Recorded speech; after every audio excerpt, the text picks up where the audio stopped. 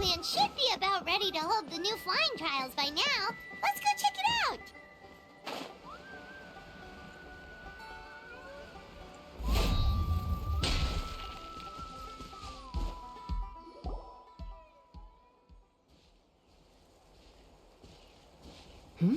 Ah, Traveler and Paimon.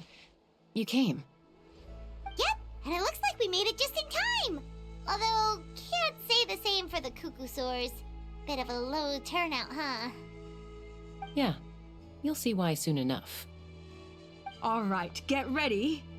3, 2, 1, fly! Whoa! We're really flying! I feel light as a feather. I'm flying without a Cuckosaur. These phlogiston wings are awesome! What's going on? Paimon can barely believe her eyes. How did they fly all on their own? The merchants we ran into that day were selling a product called phlogiston wings. It's a flying machine worn on the back. To operate it, you just use a handheld trackball that controls the flow of gaseous phlogiston. That's incredible. Yeah, if our tribe, well, if Natlan mass adopted this technology, it would revolutionize our mobility and responsiveness in times of crisis. Just think of the countless tragedies that could be averted. I feel like I'm dreaming. Did I really just fly on my own without the help of a Cuckosaur? You'd better believe it. Plus, you just passed the flying trial. Right, Elder Alpa? Elder Alpa? Should this really count as a pass if we did the trial using phlogiston wings? Why not? The scoring rubric is about flying performance. It doesn't specifically say you have to ride a Cuckosaur, does it? Yeah, maybe, but I mean, even Chaska had to ride a Cuckosaur in a trial, right? And the whole point of the trial is to test both your flying technique and your ability to work with a Saurian companion.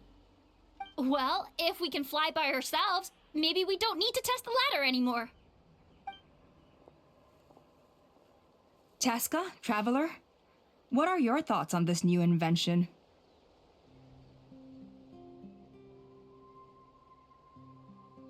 You see? Even the Traveler agrees.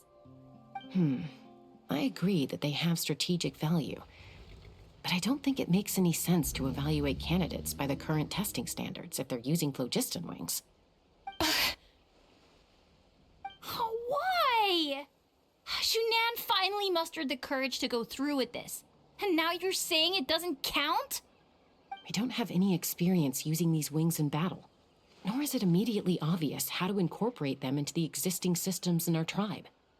Taking a longer-term perspective, I think we need to start by getting thoroughly acquainted with how these things work. Then we can develop a new trial format with new assessment criteria, tailored to candidates using the phlogiston wings. You all raise valid points.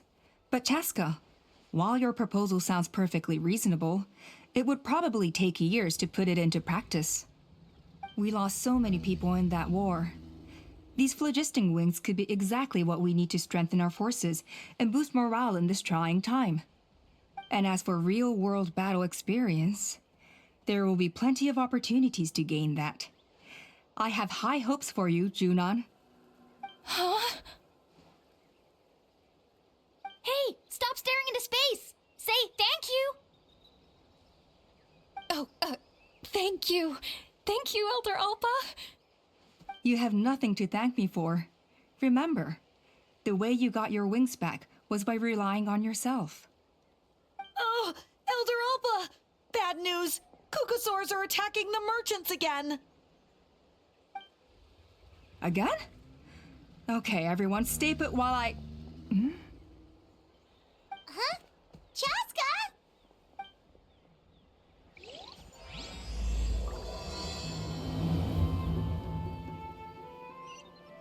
Why did Chaska rush off like that? And then Elder Alpa and the others too? Anyway, let's go see what this is all about.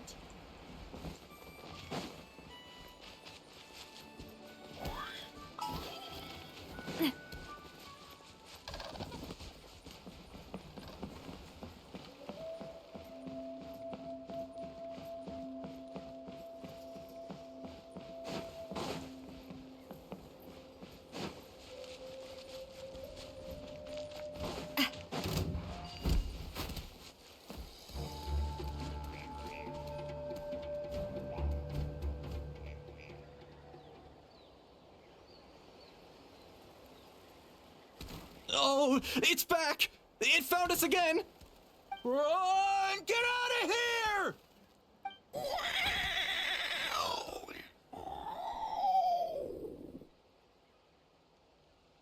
Curses! She's really riled up this time. Hey! Stop running! We'll never outrun a creature with wings! Get back here and let's fight!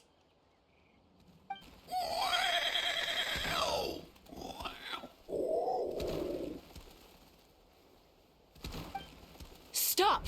All of you! Chaska! Oh, wonderful! Quick, get rid of that thing!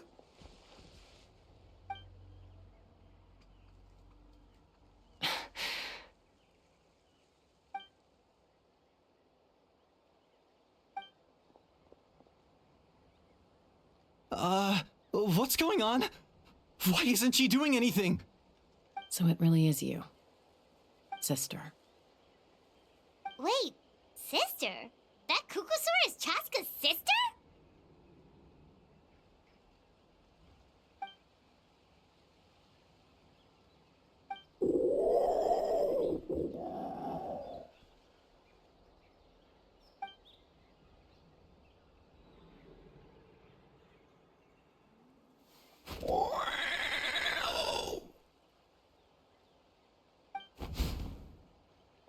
Koya, wait!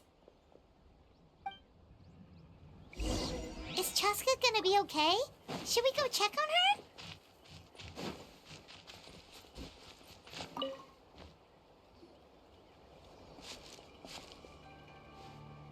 Chaska, are you okay?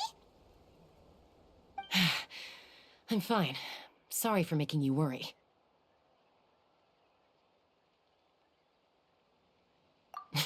No point. She's an expert at hiding her tracks. Once she's shaken you off, you'll never catch up to her.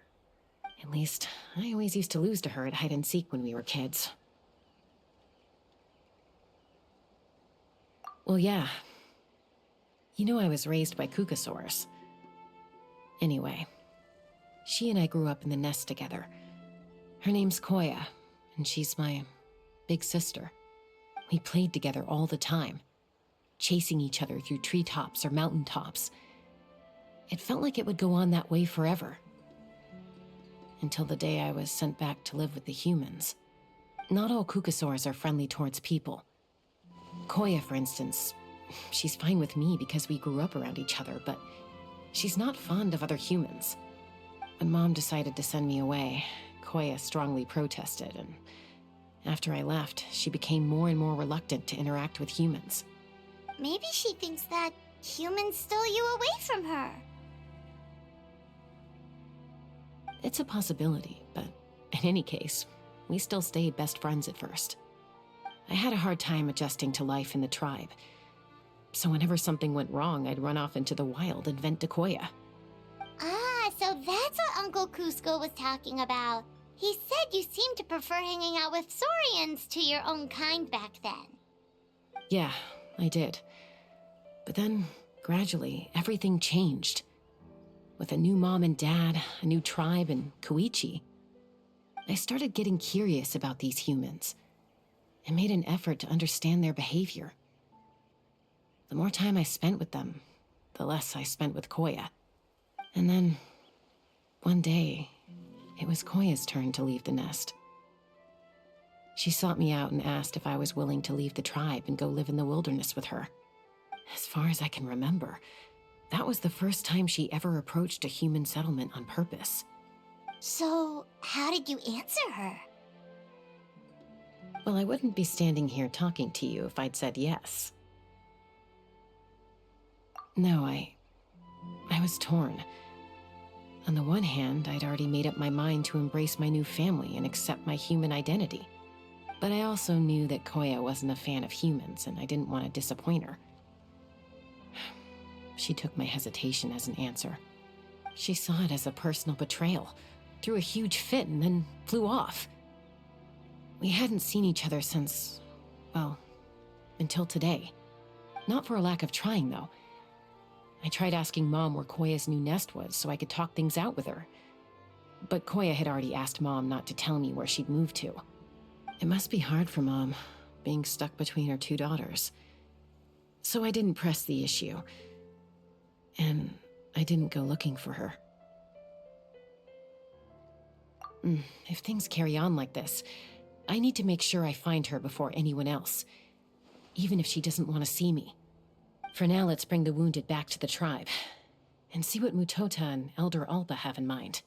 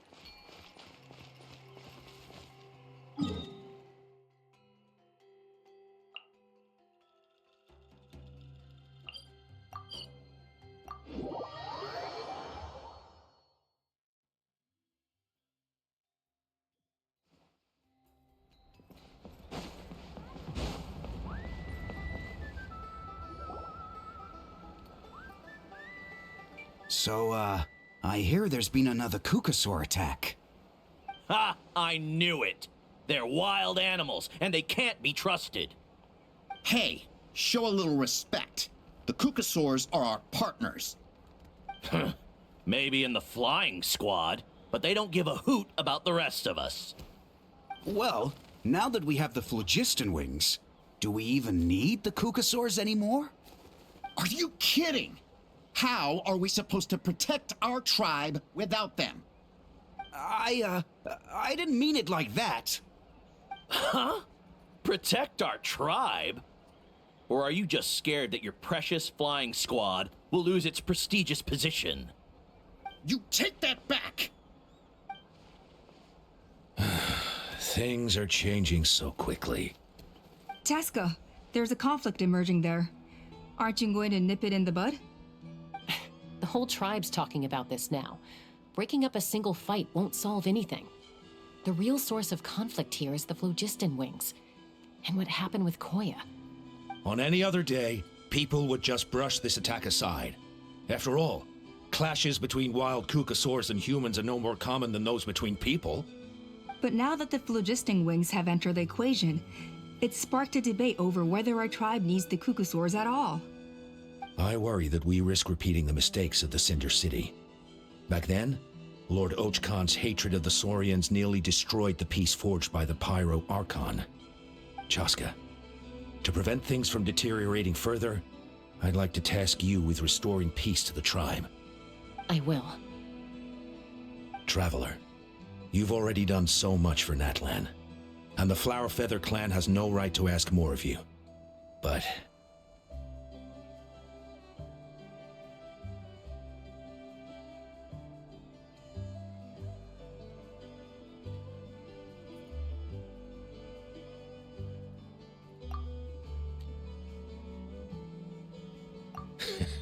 looks like I was making a mountain out of a molehill. And don't forget about Paimon. Just leave this to us.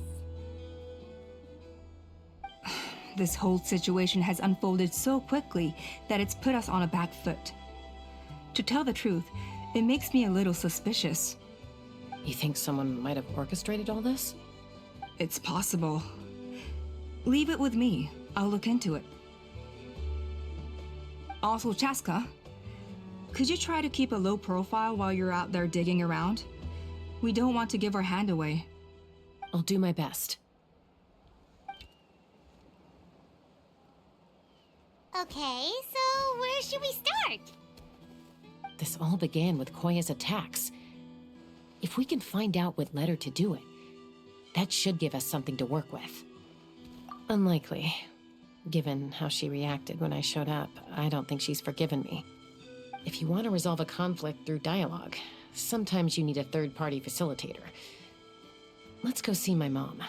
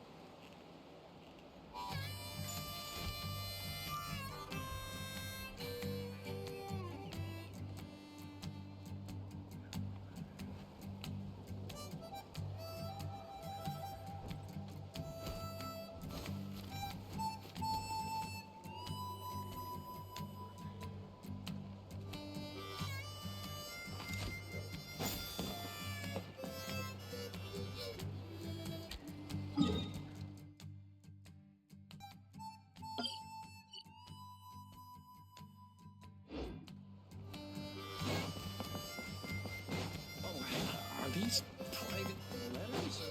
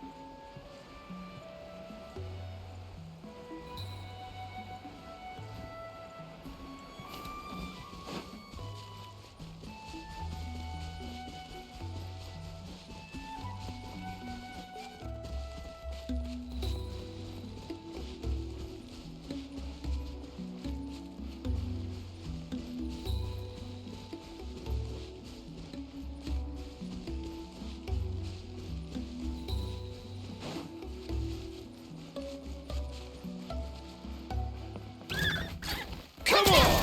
Show me your courage! Don't waste my time. Scuba, get them! Eat this! Coming at ya! That was quick.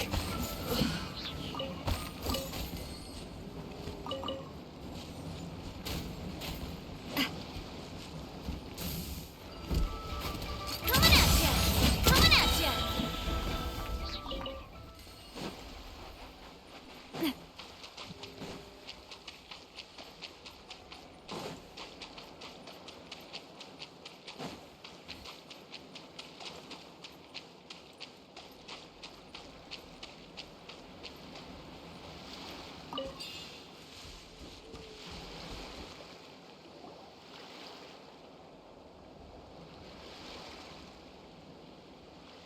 Wow, so this is where you used to live as a child? Mm-hmm. When I was little, we used to do this thing where I'd jump from the top of this tree, and Koya would fly over from the platform and catch me in midair. Or sometimes we'd both fly from the treetop together, and then after some aerial maneuvering, she'd throw me up onto that platform. After we got a bit older, we went to the nearby shores looking for even greater heights. Stop! You're gonna get Paimon a heart attack! Oh, really? I just thought it made a fun story.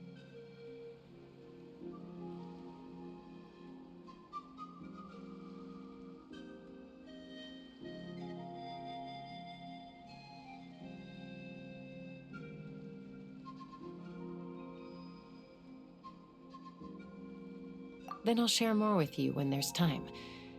Anyway, back to the matter at hand.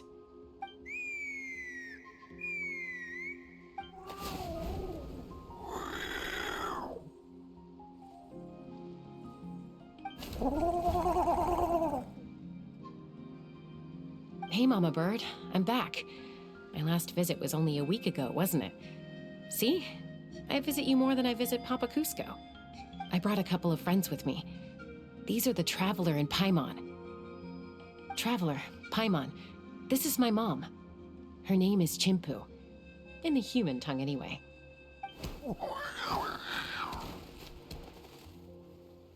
Hi!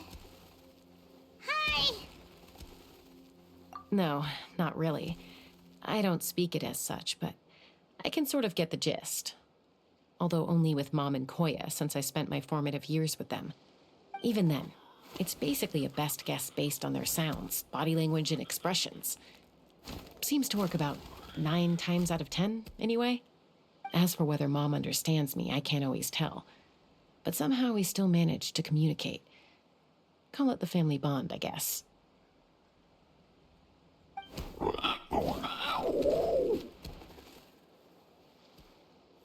Don't worry. I'm doing well, but I think Koya might be in some trouble.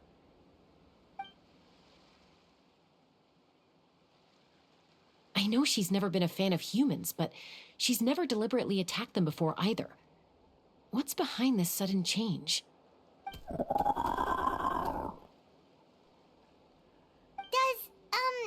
Auntie Chimpu know anything? Doesn't look like it. Koya hasn't visited her in a long time. Then, could you please tell me where she's living nowadays? I really need to talk to her. If this animosity between her and the tribe continues, then the next time there's an incident, I don't know if I'll make it there in time.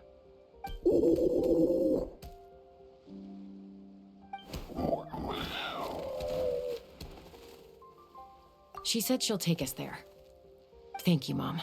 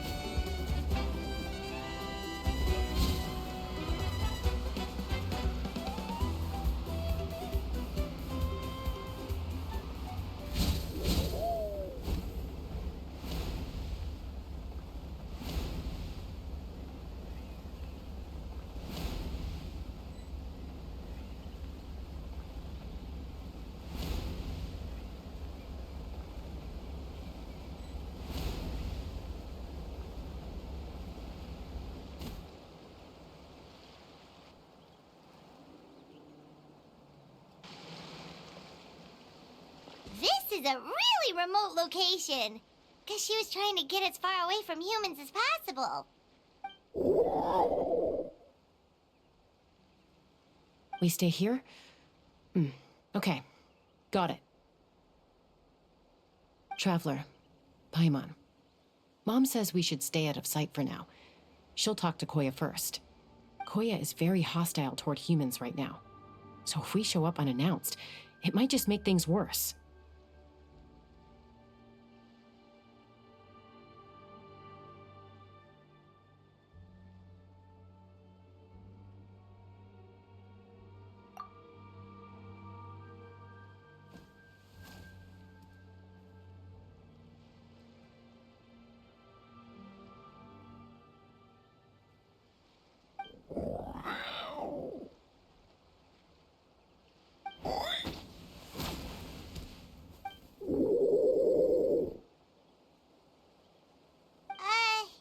Any idea what they're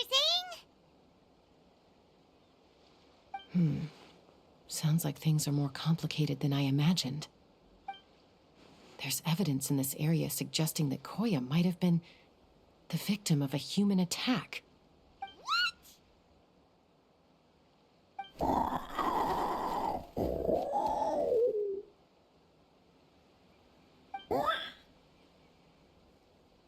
No!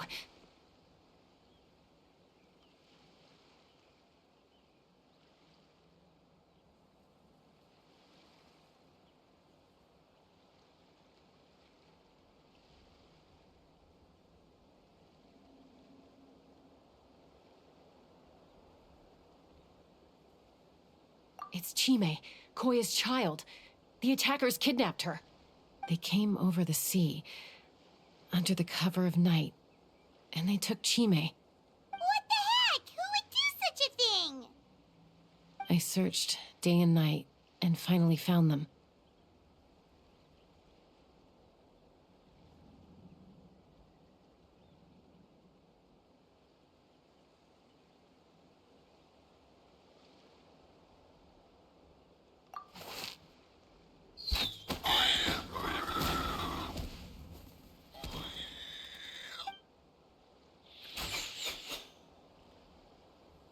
Oh, yeah! T'Pol's contraption is working like a charm! Got her in one! Hey, there's another one! Wait, is that the one that got away last time? Who cares? Just get them all! T'Pol pays us per catch!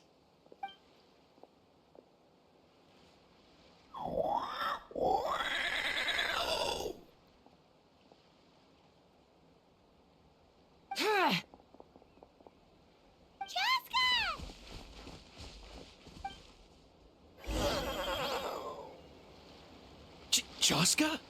How do you get here? Quick, stop her! Don't you even think about running away! Hey there! Cha! Ah! Ah!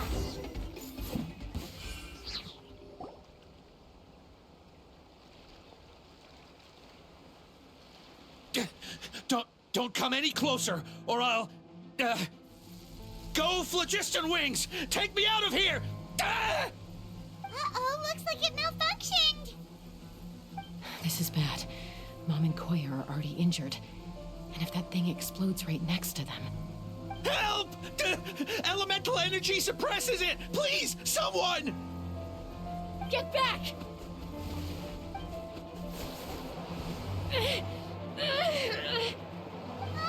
It's still going! And it's getting worse! Guess we need a more permanent solution. All right then.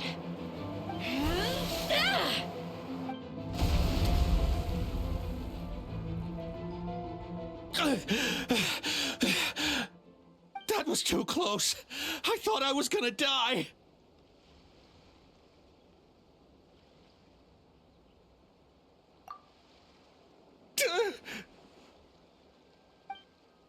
Answer us honestly. Were you the ones who attacked Koya before?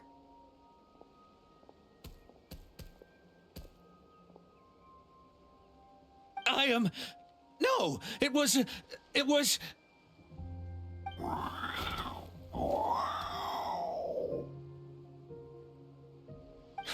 Well, she says it was you. Just tell me, who sent you here?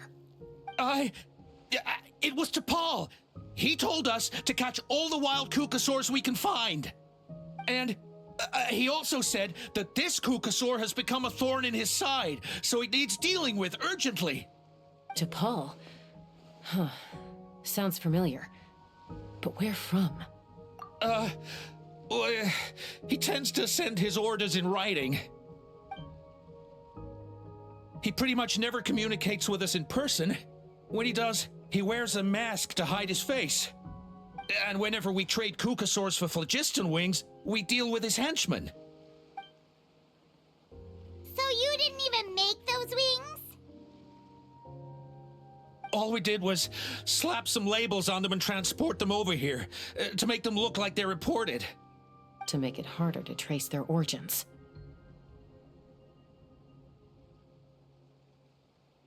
I don't know, honest!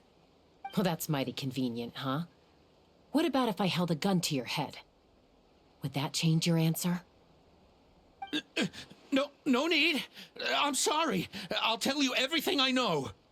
T'Pol doesn't tell us much, but he always stresses that he wants them alive. So that gives us some clues. This is just a best guess, of course, but we suspect that the gaseous phlogiston stored in the track balls is drawn directly from the Kukasaurs. What?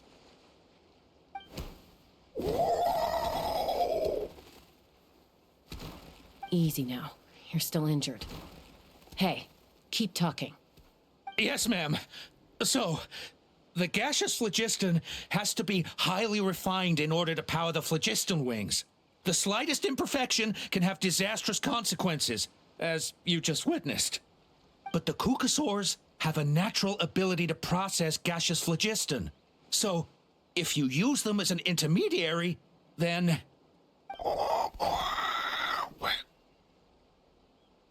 That's enough. So the Kukasaurs you took, where are they now?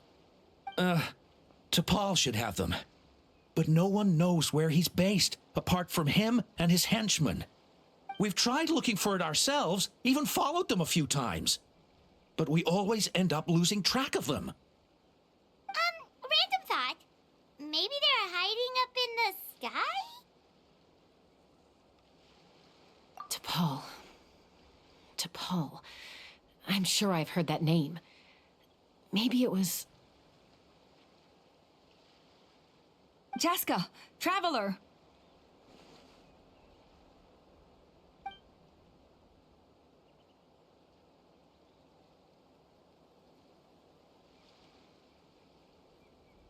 That voice! It's Alpha!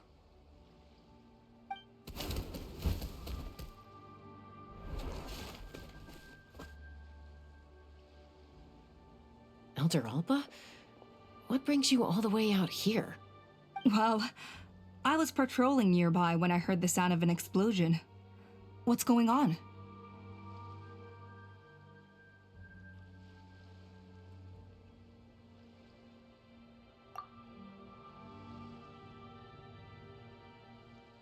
I don't believe it. Elder Alba, does the name T'Pol ring a bell to you? I feel like I've seen it written down before. Maybe in a list of candidates for the flying trials? Huh? So he's a member of your tribe then? No. If he was a member of the Flower Feather Clan, I'd definitely know him.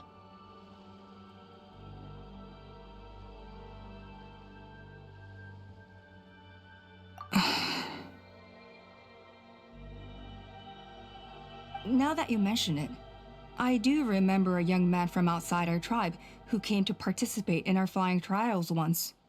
You were away on a mission at the time, which is probably why you don't remember him. He was a craftsman from the Children of Echoes, but he'd always dreamed of soaring the skies, so he wanted to join our flying squad. The Children of Echoes? That's rare. But despite his best efforts, he unfortunately failed to pass the trial and gain the Kukasaur's approval. In the end, he went wingless and returned dejected to the Children of Echoes. Wingless, huh? phlogiston wings to get revenge on the Cuckoosaurs. Perhaps. Or maybe it's simply his way of dealing with his regrets over his past flying endeavors. Either way, it doesn't excuse his abuse of the Cuckoosaurs. I'm gonna take these guys back and expose the truth to the tribe. It's time for this conflict to end. Easy, Chaska. Remember what I said about keeping a low profile? The ringleader still hasn't shown himself, and this man's allegation about powering the phlogiston wings with Cuckoosaurs is only speculation. Bringing these men to the tribe now won't win over any current supporters of the phlogiston wings. In fact, it may even escalate the conflict further. After all, many are mistrustful of the Cuckoosaurs after recent events. Is that why T'Pol waited until now to try to capture my sister? I don't know. I mean, he did tell us to spread negative rumors about the Cuckoosaurs and slip some Mora to anyone opposed to them, but... But Koya only attacked humans because they stole her child!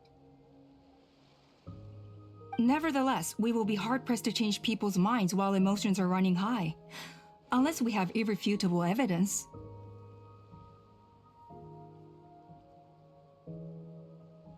Bravo! My thoughts exactly. In the meantime, leave these men with me. I'll escort them back to the tribe. I'll take the other members of their crew into custody too. They won't get another chance to stir up trouble. Fair enough. I guess finding T'Pol is gonna be the key to resolving this conflict. Let's hope the Children of Echoes have some info on him.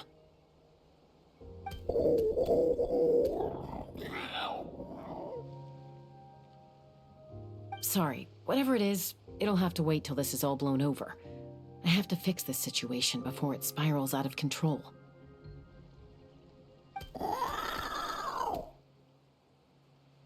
Mom, Sis, rest up and get well soon.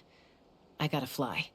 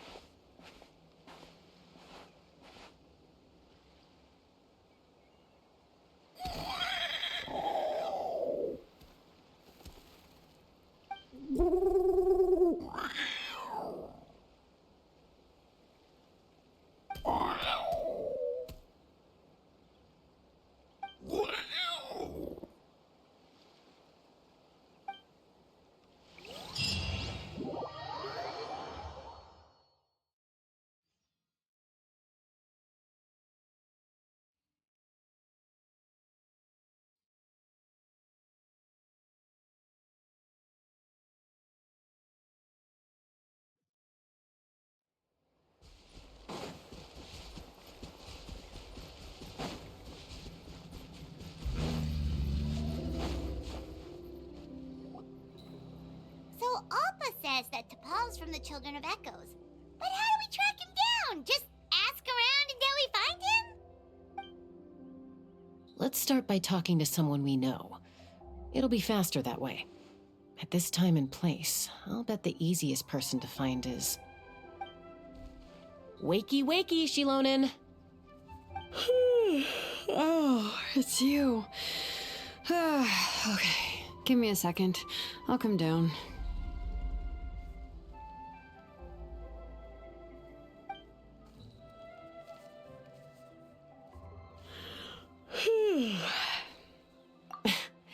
I climb trees to fly further and see farther. I don't usually stop for a nap. Well, we're not all like you. Always full of energy, even after flying around all day. Yeah. So, you've come all this way and interrupted my precious nap time. Might I inquire as to, why? I'm sorry, Shilonen, but it couldn't wait. Does the name T'Pol mean anything to you? He's a craftsman, apparently. Huh. T'Pol. Yeah, that rings a bell. I think that's Puma's child. Nope, I'm afraid you're a few years too late. Why are you looking for him?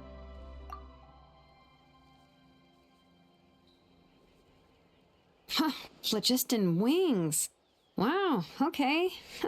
The kid actually pulled it off. Well, looks like, no more rest for me today. Pulled it off? You mean he's tried making something like this before? Yeah, he started trying to build a flying machine right after he got back from the Flower Feather clan. So right after he went wingless then. Was this flying machine anything like the gun you made me? You mean your gun that's harder to tame than the proudest Kukasaur? No, he wanted to build something that allows anyone to fly freely, even if they're not naturally gifted. But he never got very far back then, though. Blew up his workshop a few times and barely made it out alive. I never really kept up with him after that. His parents traveled a lot in their youth and only returned to the tribe after he was born. But they settled in a remote area and don't interact with other people much. Which means most people in the tribe don't know them very well. Your best bet is to chat to his direct family. I'll go get Puma. Wait for me in front of the workshop. I won't be long.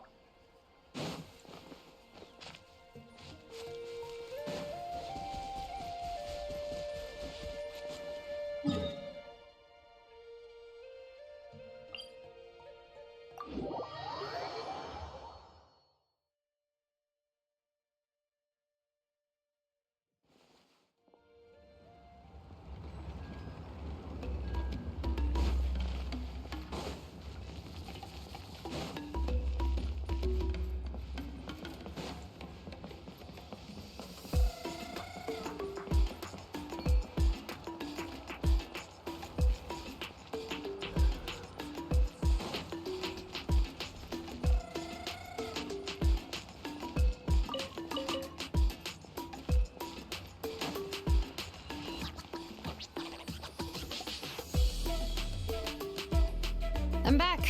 Allow me to introduce T'Pol's mother, Puma. Hello, we're... Oh, save the pleasantries. I don't want to spend any longer talking about that boy than I have to. Huh? I disowned him long ago. He is no child of mine. All he cared about was his pipe dream of reaching the sky. Oh, we tried to talk sense into him, but he was obsessed. And then, when he left us, he spouted some nonsense about building a workshop in the sky to avoid the constant criticism of us ground dwellers. He left his notebook behind. Whatever questions you have, you can look for them in there. I am done talking about him. He's no son of mine. He never called me Mom anyhow.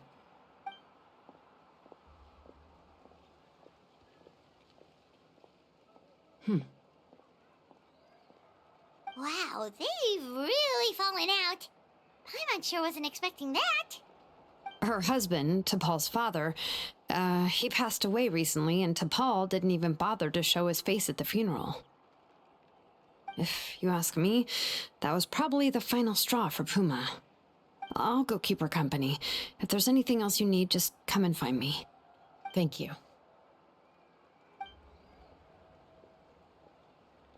Okay, so this notebook is the only lead we got now, right? What's in there?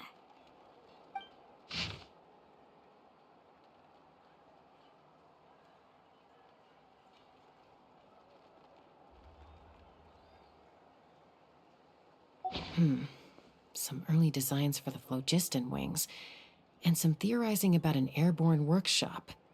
Ochkanatlan, the Cinder City. Looks like that's where he got his technological inspiration from. So, was he serious about the workshop in the sky? But that's such a big project for one person. Do we think he actually pulled it off?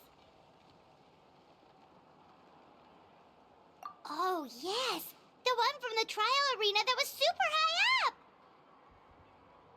That balloon has been there for a while, and everyone's been wondering how it got up there, but what if that's the wrong question? What if it started off even higher up, above the clouds and out of view, and it only descended to its current height due to some kind of malfunction?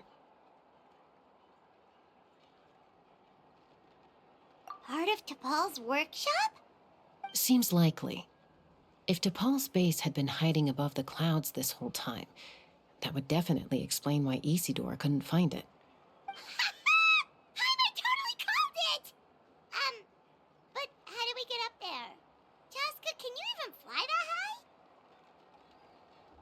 By myself? Possibly. But with a passenger, no chance. I doubt even phlogiston wings could take you up that high. At least, not without that relic DePaul mentioned in his notebook. Yeah, and he's probably holding on to it. We'll have to find another way. Nope. That's way beyond Paimon's altitude. Also, would you really expect Paimon to go up there and take on DePaul all by herself? Let's not worry. Just because we can't think of a solution doesn't mean no one else can. I'm not the only flying expert in my tribe, you know. Oh, good point. We should go ask Elder Alpa. And Mutoda. He was quite the flying ace back in the day, too. Let's head back and see what they suggest.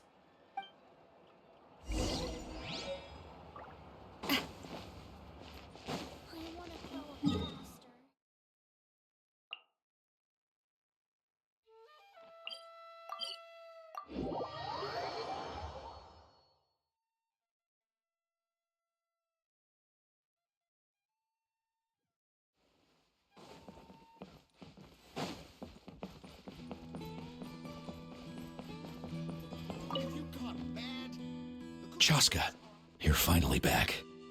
Things are getting really tense in the tribe. Have you made any headway with your investigation? Some people even think we arrested the merchants just to support the flying squad and crack down on the phlogiston wings. We found some promising leads, but there's a major obstacle standing between us and the irrefutable evidence we need. A relic from the Cinder City? So Och Khan's still managing to sow discord, even after all these years. An airborne workshop and a hot air balloon above the trial arena. And that's where you're trying to get to now? Neither phlogiston wings nor a Kukusaur can take you that high up. Do you really think that's where T'Pol is hiding? You know what? There might just be a way. Really? Do you still remember those spouts in the arena? When they were all blocked, the gaseous phlogiston was trapped and unable to flow. But now, it's flowing freely. If we were to block them up again... You mean all of them except the one at the very top of the arena? To build up the pressure there? Precisely. With all the gaseous phlogiston flowing through one spout, it would create a high-pressure wind current. And then we just ride it up into the sky! Yes, it has its risks, but with Chaska's abilities, I think she could manage it. It's an extremely risky approach, but I agree that it's feasible. If you want to give it a try, check with Inkanak at the trial grounds. She can explain how to block the spouts. Chaska, if anyone has a hope of seizing this evidence from the high heavens, it is you.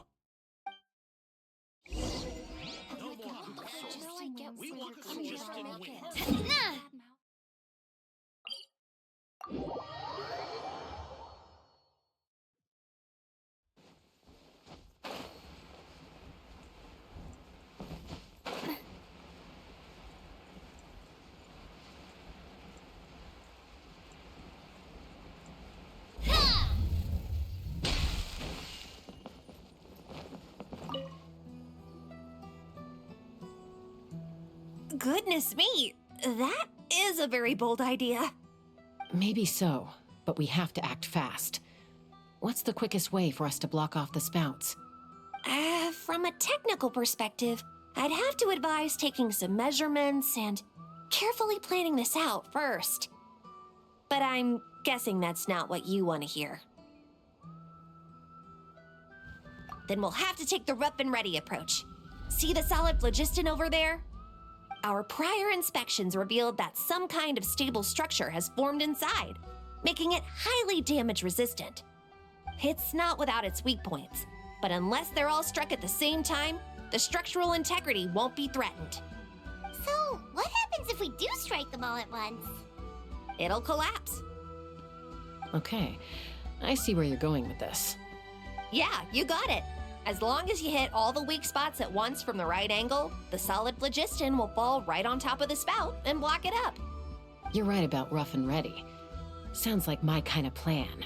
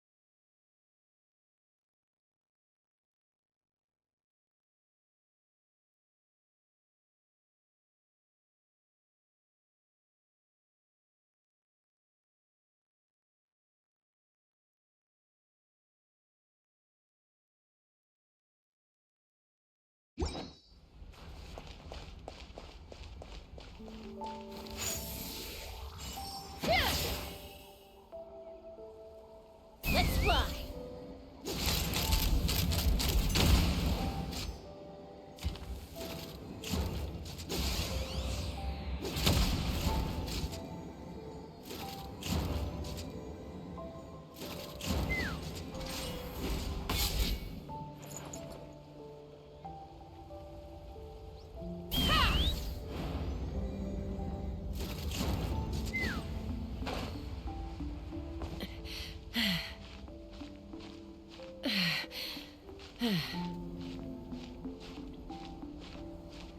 Look! There's a chunk of solid phlogiston right over that spout!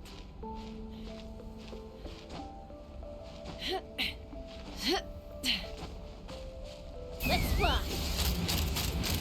Locked on!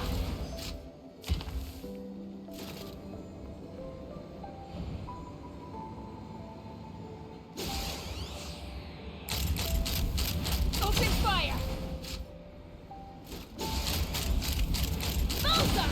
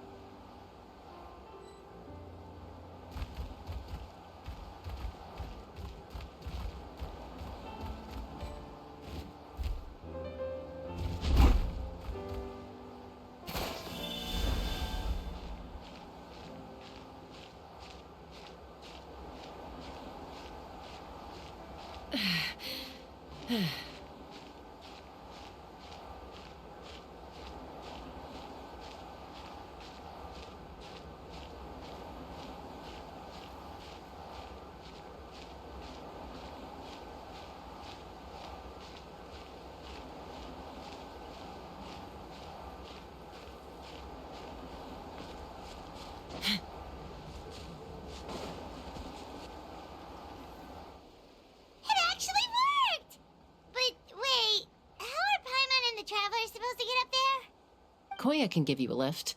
She's actually been following us this whole time.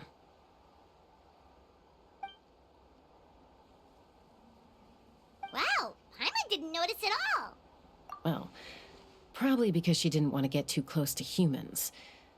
Or maybe just me. But right now, we need her power.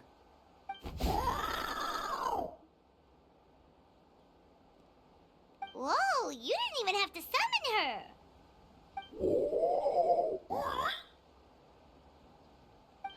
Yes, up there. That's probably where Chime is. All right, let's go have a little talk with this T'Pol.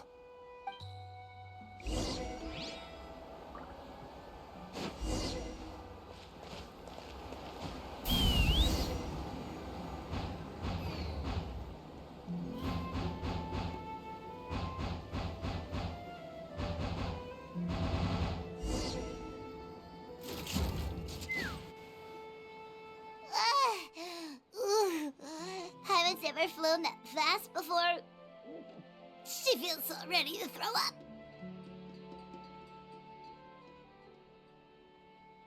Aha. Just as I thought. It might look like a regular hot air balloon from the outside, but up close, it's clearly been heavily remodeled. And sure enough, it only descended below the cloud line because the custom-built machinery malfunctioned. I should be able to figure it out with DePaul's notebook. Thankfully, I know a little DIY from fixing up my guns when they're having issues. That should just about do it. Now all it needs is a nice hard kick. Maybe that works on your guns, but, huh? We're really moving!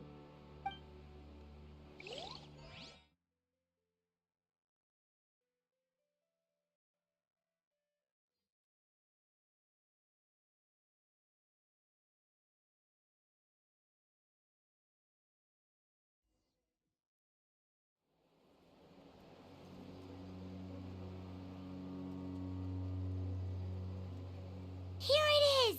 The workshop in the sky! Oh, you gotta see it to believe it. Makes you wonder why DePaul even bothers with phlogiston wings when he has tech like this. Well, according to the notebook, the platform beneath us runs on components from the Cinder City. Those can't be mass-produced. Also, I have some doubts about its mobility after seeing how it moved just now. For someone like DePaul who dreams of flying freely, this definitely doesn't cut it. But if he's got that relic, he should be able to make a set of prototype wings for himself, right? Why bother making a whole flying workshop so he can mass-produce them? But this doesn't add up. If he's already achieved the power of flight, then he must have bigger dreams we don't know about. But what? With any luck, we'll find the answers in his workshop.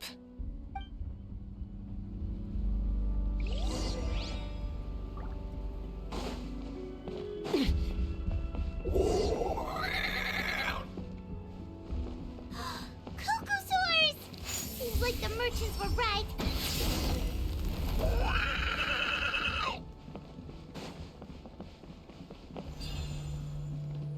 Take me up!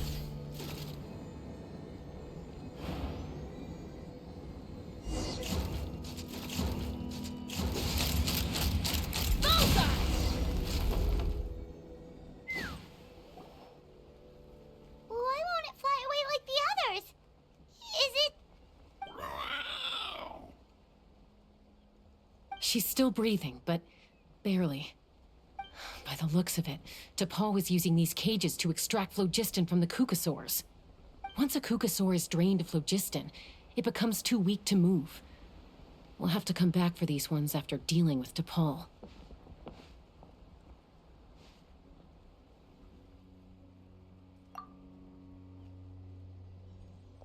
Let me see. Looks like a record of his phlogiston research. Log number 330. With the support of... I was finally able to launch the airborne workshop. Even though it relies on the relic for 80% of its power supply, I've at least taken the first step. Log number 348. Research on the relic is progressing well. I should be able to replicate the technology and scale up production very soon. Has proposed a name for this groundbreaking invention: the Phlogiston Wings. I think I'm getting close. Soon I will achieve my dreams. Log number 377. Encountered some issues with the new smaller model phlogiston wings. The gaseous phlogiston showed some volatility during the refinement process. Thinks we should proceed at a more cautious pace with the refinement experiments. But after so many past failures, I have to prove that I will succeed this time. Log number 114. Ran an experiment using Cucosaurs to refine gaseous phlogiston. It was a success. Log number 117. I've started recruiting merchants and hunters to capture wild Cucosaurs. Log number 121. Major breakthrough in the efficiency of phlogiston yield. Huh? So many parts have been crossed out!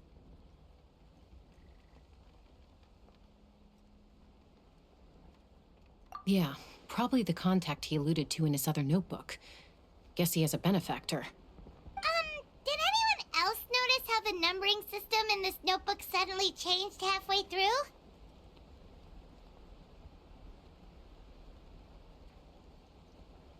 We haven't got time for textual analysis, I'm afraid. Grab the notebook and let's press on.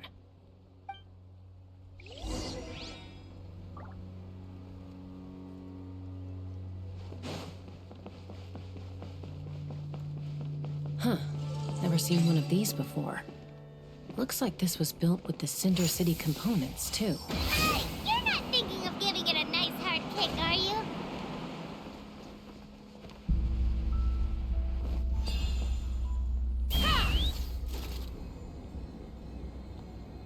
Whoa! What's that mechanism doing? It's asking for a nice hard kick where it hurts. Aim for the weak spot.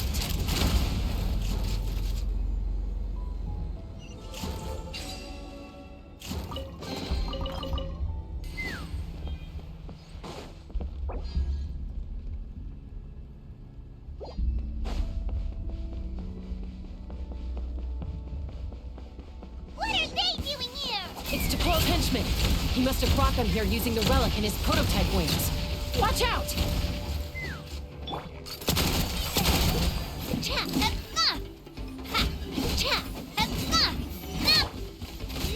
It's no good.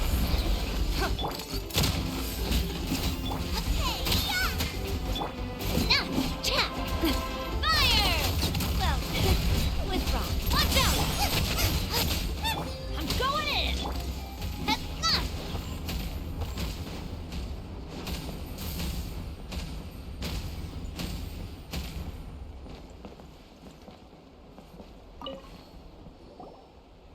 Hey, look here! More of T'Pol's notes!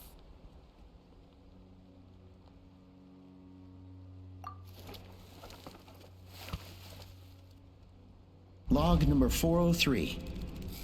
Introduce me to some new comrades who fully support my ideas. I told them that some Saurians are blessed with wings, and some people with natural gifts, while the less fortunate among us can only look on longingly as they seize the skies. But I also told them that progress can erase individual differences. Think of the tools humanity has made to fight back against wild beasts. The law we have put in place to even the playing field between the strong and the weak. I promised them that our research will be the new frontier of human progress. With our phlogiston wings, the power of flight will no longer be for a select few to enjoy. Imagine a world where the skies are for all to share. I only hope that when we finally achieve this goal, we'll be proud of me. Imagine a world where the skies are for all to share. Yes, what a wonderful world that would be. If only it were possible. We could respond faster, and so many tragedies could be prevented. But T'Pol, what about the Saurians you're draining dry of phlogiston? You're not sharing the sky, you're stealing it! Bad move. I won't let you get away with it.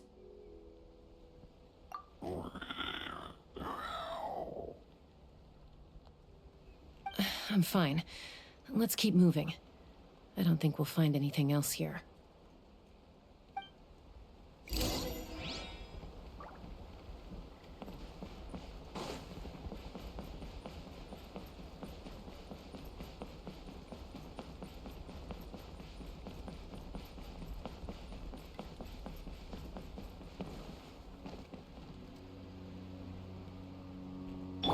Take me up!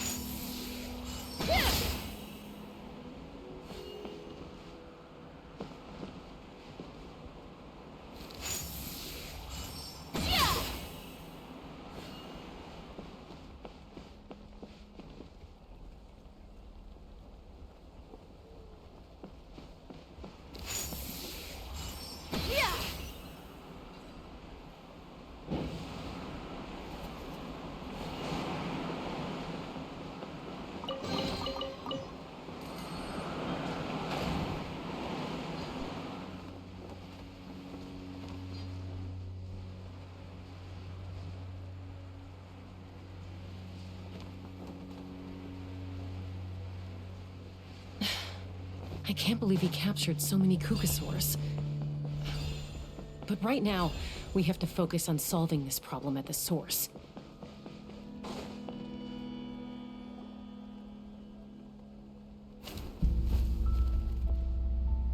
Looks like we've reached the center of the workshop.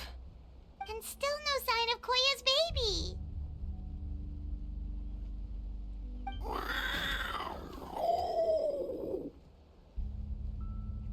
Let's search this area for now. If we still can't find Chime, we'll double back.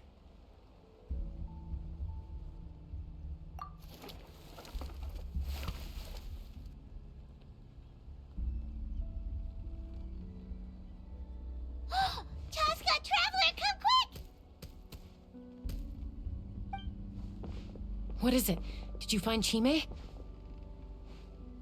Not yet, but look! It's another one of T'Pol's notebooks!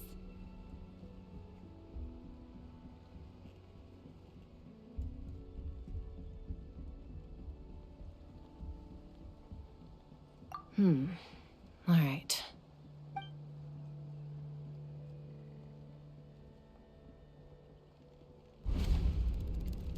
Log number 428. We decided to restart the experiments on phlogiston refinement, but without telling. This is the final obstacle to the success of the Phlogiston Wings project. We cannot fall at the last hurdle. Log number 436. Earlier today, suggested using Kukasaurs as an intermediary to extract refined phlogiston. It's certainly feasible, but... Anyway, as long as our secret experiment succeeds, I'm sure won't bring it up again. Log number 443. We will conduct the experiment tomorrow.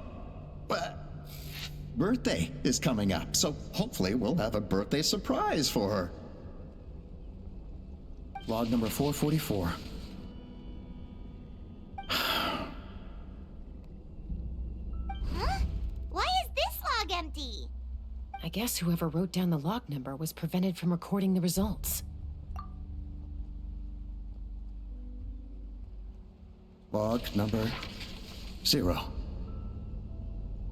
We lost many comrades in the accident. Among them are friends, lovers, and children.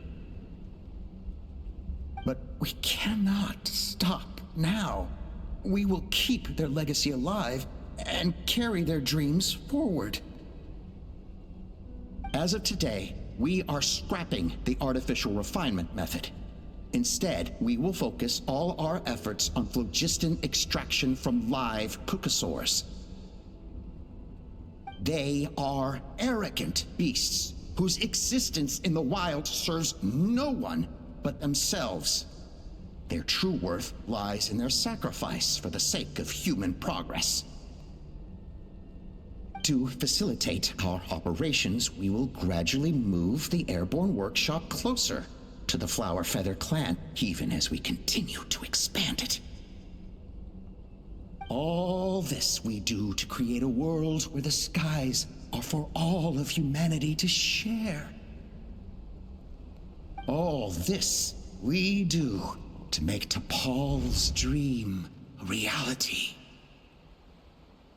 Given the way this is written, not to mention the fact that the numbering has started over from 0, it kind of sounds like this is someone new. Does that mean that T'Pol's already... There's also a letter tucked in the end of the notebook. It's from Puma.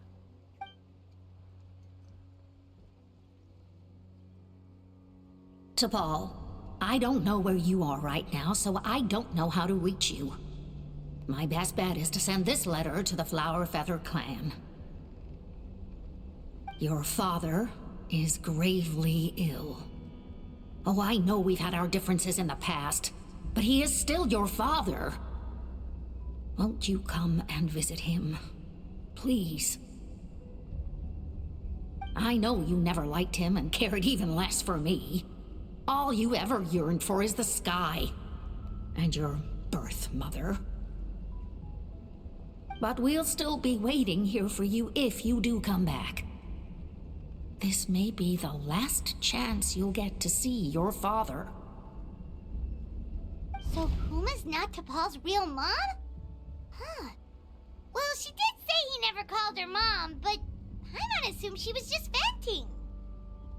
We know that T'Pol's father passed away quite recently, and this letter looks recent. By contrast, the writing in this notebook is old and faded. It looks like the real reason T'Pol didn't attend his father's funeral is because he'd long since passed away himself. If we ask ourselves why this letter was sent to the Flowerfeather clan, why T'Pol always yearned for the sky, and how he got his hands on a relic from the Cinder City, it all points to one answer. That's right. T'Pol was my child. He was born during my days as a wingless wanderer. His birth gave me new hope. I wanted to become the kind of mother who spent her days as a valiant rider, soaring the skies. Not an aimless, wingless nobody. But his father wanted to settle down, to give his child a safe, sheltered life in his tribe. We fought about it constantly, until the love we once had for each other was gone. He started a new family, with another traveler who was also looking to return home. And I went back to the Flowerfeather clan, alone. Alba? I had no idea that despite being raised among the children of echoes, my child still harbored dreams of the skies. Can you imagine, Chaska? The joy and surprise I felt when he showed up at my door, asking to join the flying trials. Or how proud I was when he said he wanted to prove his own worth, rather than relying on my position as elder. And then the anguish that overcame me when he was rejected by the Kukasaurs and became wingless, just as I had after my injury. You've got a lot of nerve showing your face here. Don't take this the wrong way, Chaska. I'm not here for a fight. I just want to talk. Isn't that your preferred way to resolve things? I trust you've learned of T'Pol's wish on your way here. A world where the skies are for all of humanity to share. If only his dream can be realized, no one will ever have to lose their wings again. Our aerial prowess will be greater than ever before. War will never again come at such a great cost. The loss of Koichi is a tragedy that need never be repeated. So tell me, Chaska, do you really wish to see the phlogiston wings forever grounded and gathering dust? Nothing you've said excuses all the conflict you've caused. You mean the argument back at the tribe? It was a necessary measure.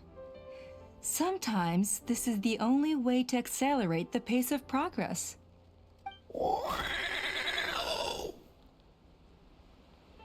Is a mother harming her children when she coaxes them into swallowing a bitter pill? Of course not. It is a brief moment of suffering for the greater good, and the child would come to understand this in due course. The phlogiston wings are that bitter pill. We will never progress as a tribe if we cling to the scraps the Kukasaurs offer us. Once the people have embraced the phlogiston wings, they will never look back. Even if they learn how the refined phlogiston is sourced. They will convince themselves that the sacrifice of a few Kukasaurs is a small price to pay for our dominion over the skies. But this I had not anticipated. I barely had the chance to introduce the phlogiston wings to the tribe before you found this place. Your plan was hardly foolproof. Yet, it can still be salvaged. Chaska, traveler, you are the hope of humanity. I'm sure you have your doubts about my methods, but know that my love for humanity and for Natlan is genuine. You know me, Chaska. And you know that I've always treated everyone in the Flowerfeather clan as my own children, as fellow humans. Surely you can understand my perspective. Alpa, Natlan doesn't belong to humans alone. And truthfully, neither do I.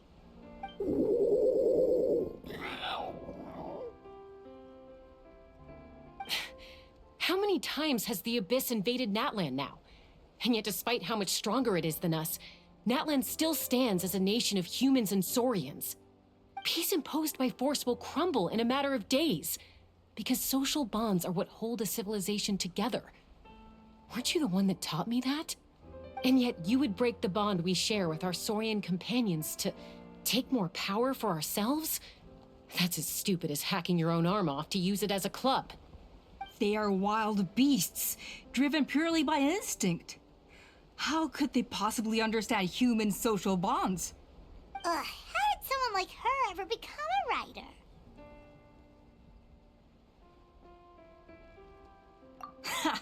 You overestimate them. They bow to the strong and shun the weak. That's all there is to it. They never gave Tepal a second glance when he was at his lowest, nor me when I returned injured from the Cinder City. It's all about survival of the fittest for them. Plain and simple. They obeyed me once I proved myself stronger than them, but the moment it serves them better, they'll abandon me in a heartbeat. You're wrong, Alpa. They only reject the wingless because they don't want to fly anyone to their death. Chaska, I will promise you this.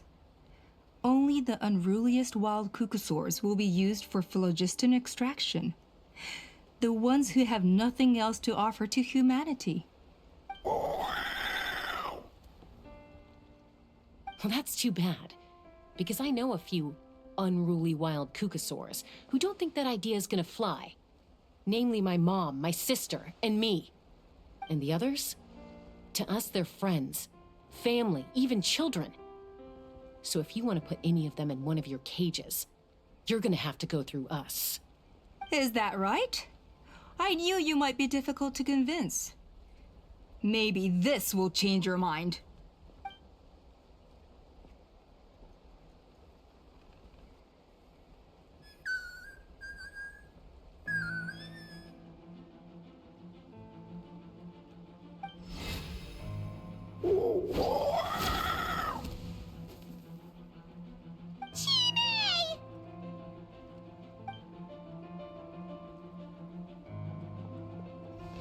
Alpa! Careful! Don't make any rash decisions. Unless you want to see her suffer. Oh no, that's one of the extraction cages! I told my subordinates to take control of the tribe while I was away. Luckily for them, our strongest warrior and our most powerful ally aren't there to stop it. Take control? What are you planning to do with Mutota and its supporters? Merely accelerate their inevitable downfall. They cannot stand in the way of progress forever. It is not the move I wish to make, but I'm afraid you and your friends force my hand. And since you insist on imposing me too, I have no choice but to keep you here until the dust has settled. So that's what you meant by I just want to talk. You never intended to negotiate. You just wanted to stall us. No, Chaska. I genuinely hoped I could win you over. You are the strongest warriors we have. Put down your weapons, and I promise you that no harm will come to this young Saurian. I just need you to stay here for the next couple of weeks or so, while my people consolidate their power. Then, I will give her back to you, and you'll be free to leave.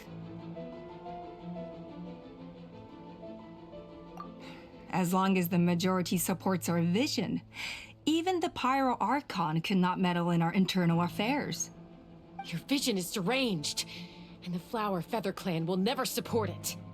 You sure about that? Then wait here and see. Time will tell. What do we do? Even if the whole tribe fights back, Mutota's in grave danger! Stop delaying the inevitable!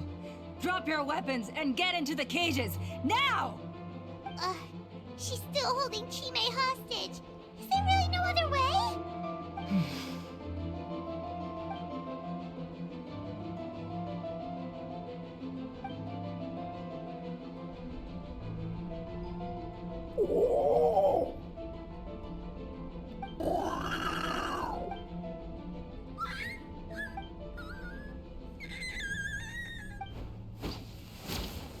Koya? Huh? What are you yapping about? Stand down. Drop your weapons now! This instant! Ah! Ah! No! The relic!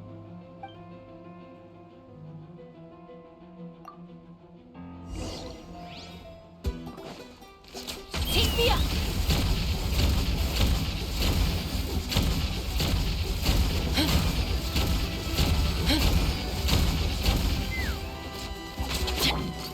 Hey there!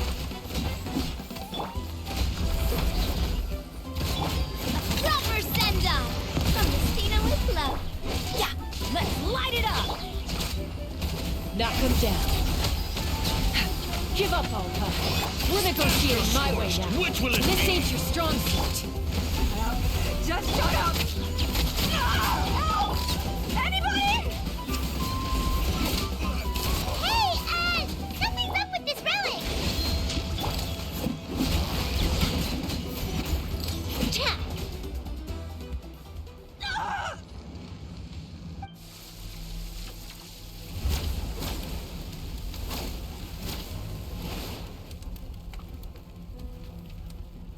No! What is she doing? She'll bring us all down with her! But why? We stabilized the relic. Maybe it got damaged in the fight. If we don't think of something fast, this whole workshop is gonna fall apart. No. They're directly beneath us. My beloved tribe!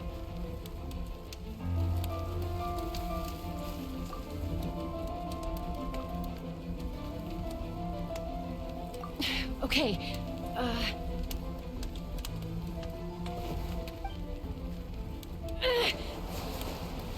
it's too powerful. This ain't a toy like last time.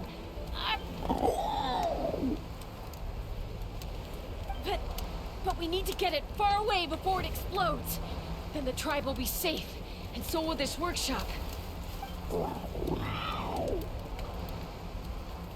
Koya, remember when we were kids? Come on, let's take this thing high up into the sky.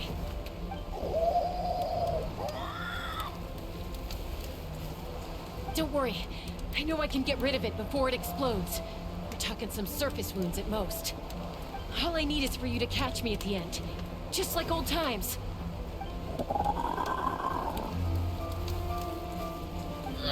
I can't hold it back anymore. We have to go. Don't be insane! Alpa, what are you? You're a fool, Chaska! Why would you choose such a risky solution? We cannot entrust the safety of our tribe to this wild Saurian! I'm the fool. You really think you can stand a better chance than me?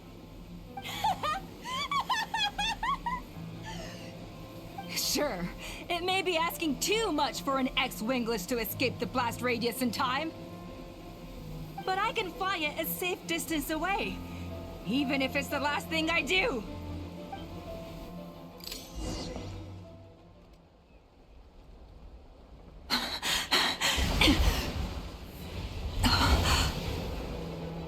Here, this should be high enough to save the clan.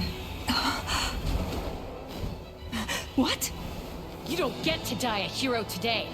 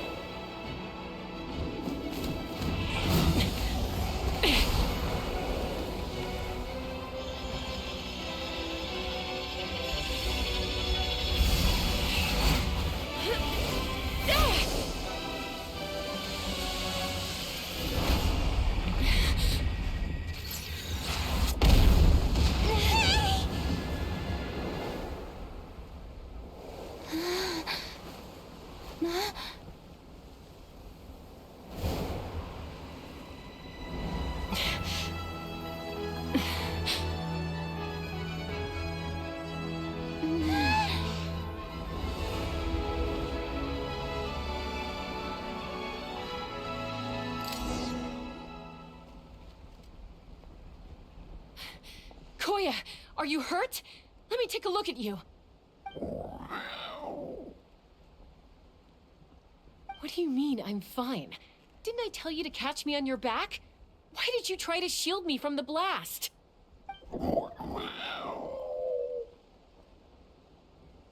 Accident? Yeah, right. Seriously, you're as stubborn as ever. Chaska, Koya! How are things looking here?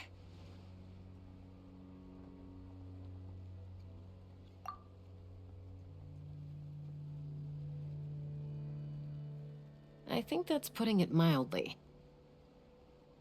I owe you one. Again.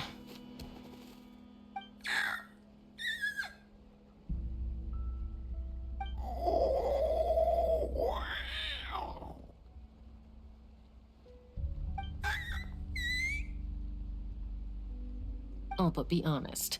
Do you still think Kukasaurs can't form bonds? Mom, I'll figure out the refinement problem. I'll find a way. You don't need to worry about it. I just need some more time. That's all I ask. Please just trust me. Just this once.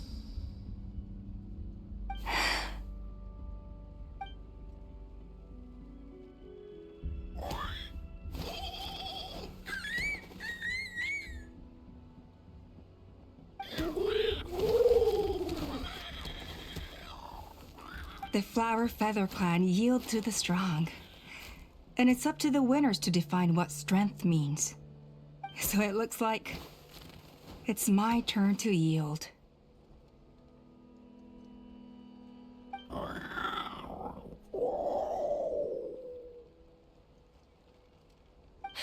Koya! Koya!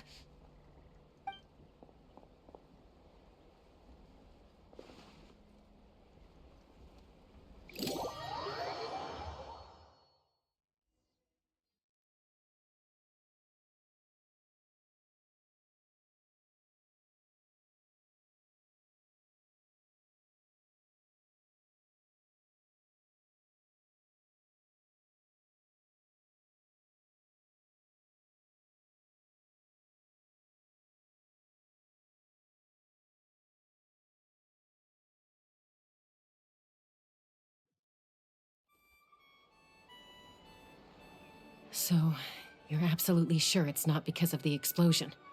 Yes, for the 10,000th time, I'm sure. The blast barely touched her. The reason she fainted was old injuries playing up, compounded by overexertion in recent days. The moment she finally relaxed, all the built-up stress finally caught up with her. And no wonder. Honestly, she's just like you. Anyway, now you know how we feel when you go off risking life and limb. Your mother and I would both appreciate it if you lived less dangerously. You know she wrote to me from the Masters of the Nightwind, just to scold me for not doing enough to keep an eye on you. If she wasn't so busy with work, you can bet she'd come back here and chew us both out in person. I'll find an opportunity to apologize to her. I promise. You'd better. No more avoiding us, okay? And don't get me started on all the checkups you've missed. Got it. Got it. Huh? Koya? You're awake. I'll go let everyone know. Hey, but we're not done talking. What are we gonna do with her, Even after everything that's happened, she still hasn't figured out how to start the conversation with you.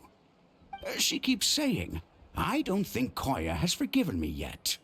But if you ask me, she's the one who's scared to open up and have an honest conversation. For all her confidence, she's a very sensitive soul underneath. You'd think as a peacemaker, she of all people would know how to reconcile with her family after a falling out. She must have been a handful growing up. Thank you for being there for her. And of course, thank you for keeping her safe when you were up there in the sky. Koya, Uncle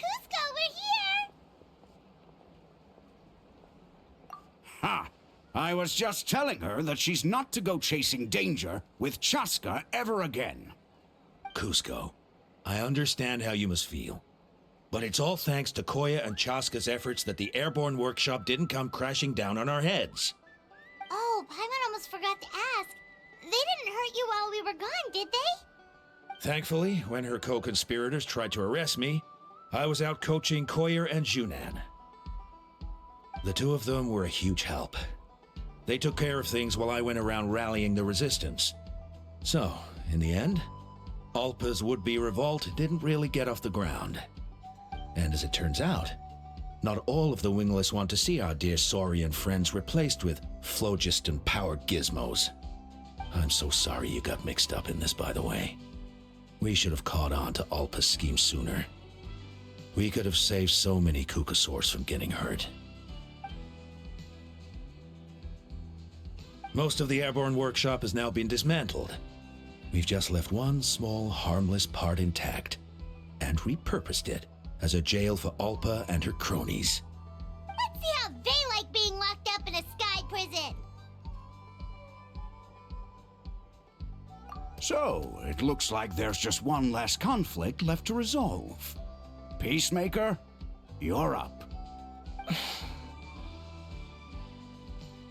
I said I had to wait until things had blown over, didn't I? And now they have. But I still have no idea what to say. Koya, I just want to say, I'm sorry for how things went down back then.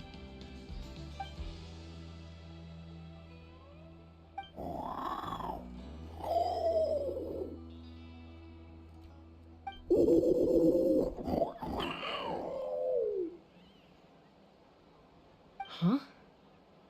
Does this mean you're not mad at me anymore? There's that family likeness coming through again. But that day, when we ran into each other.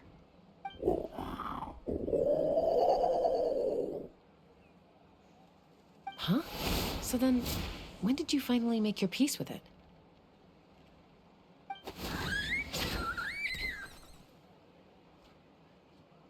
Oh,